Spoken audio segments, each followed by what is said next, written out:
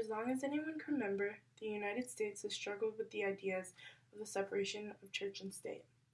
We see first signs of this emergence in 1791 through the First Amendment, which prohibited the federal government from declaring or promoting any one specific religion.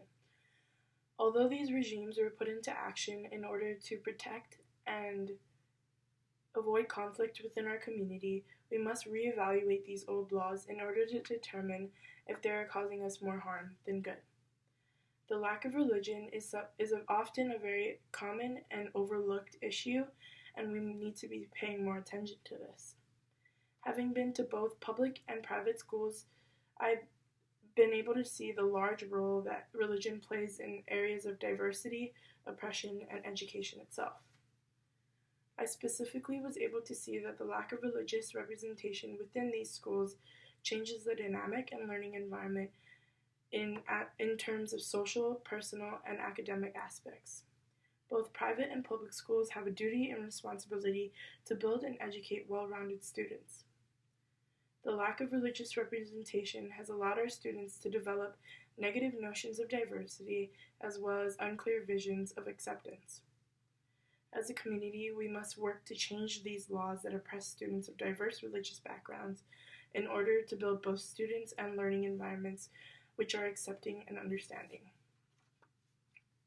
In this speech, I will first explain the laws of church and state and how these limitations have affected modern-day education. Next, I will describe how religion and religious oppression is related to social justice and the Catholic school teachings. I will also include the Jesuit charism that specifically coincides with this social justice issue. Lastly, I will explain how religion can be implemented into the public school system in order to promote diversity as well as rid feelings of oppression. Religion has and always will be an important part to the development of school systems and its students. It is crucial that we continue to have these discussions in order to create a world in which students feel the freedom to believe in whatever they choose. This idea of the separation of church and state is often very hard for some of us to understand because of our country's deep-rooted background with religion. Despite this fact, our modern-day legal and education system has made efforts to exclude religion in education.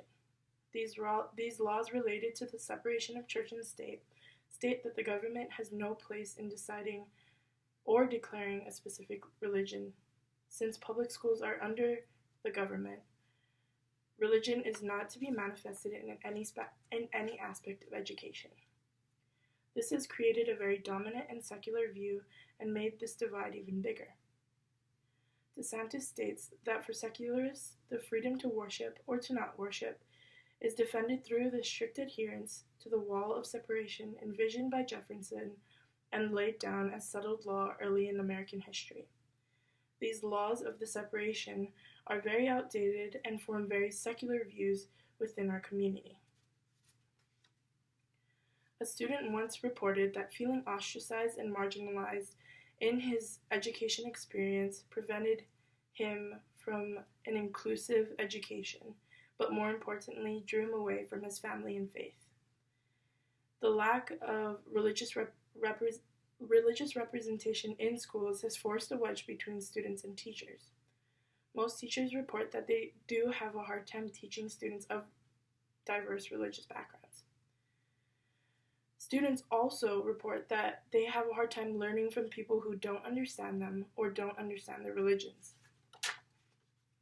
Therefore, we must work to modify these laws in order to cater to the social and educational foundations that we so desperately need.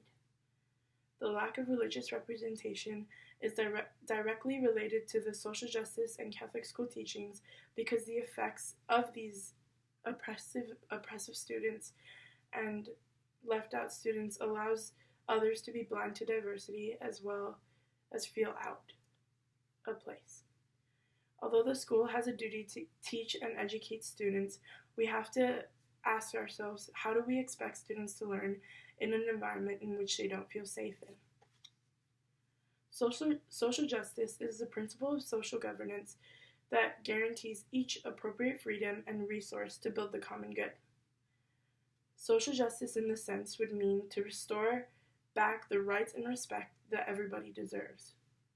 A lot of the responsibility of this falls on the government to reform and reconstruct these very old laws and limiting factors. It is important that we engage in a society that promotes education for all and equality for all. It is no longer enough to sit on the sidelines, and we must take action. We have to be open to change. We have to be open to change in order to excel at our dreams of a future in which education is equal and fair to all.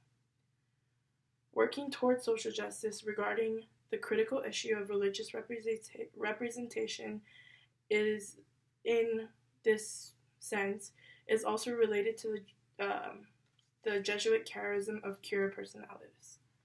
Cura personalis means to care for the whole person. This specifically intertwines with this social justice issue because caring for the whole person is accepting and understanding that person for who they are. This also means that you care for the well-being of the person, and education is a part of that. It is important that we notice that and take control of that in order to provide an education that is worthy of each student. This can allow us to share with each other our different perspectives as well as different views on life. Cura personalis is able to build a system that is all-encompassing, and we must work toward that. Overall, we must work towards social justice for religious representation in public schools. This will hopefully allow students and teachers to educate each other with each other's cultures and religions. This will also open a door for learners to feel more comfortable in their setting as well as fully take advantage of their education. Although we have realized that the lack of religious representation in public schools is a serious disadvantage to students, we must make our best efforts to reform a flawed system. Once again, it is not enough to just notice the problem. We must take action. Therefore, I propose that we reevaluate our current situation and reform according to that. One action or step that we can take is advocating for changes in laws. We can do this by bringing this issue to the government and making sure that they realize that these old and limiting laws are actually, in fact, old and limiting. We must ask for reformation of laws in order to take further action. This needs to happen in order for us to move farther forward. The second thing that I believe will work in helping us create this all-encompassing system is implementing programs and curriculum that promote religious representation. This doesn't necessarily mean that we promote any one specific religion, but we promote all. We promote whatever they want to learn and whatever they're willing to learn. We can implement this into education through various religious classes, through different years. Kids can learn through education what religion is and what types of religions there are. We won't preach or promote any specific religion, we just educate them on a large array of religions.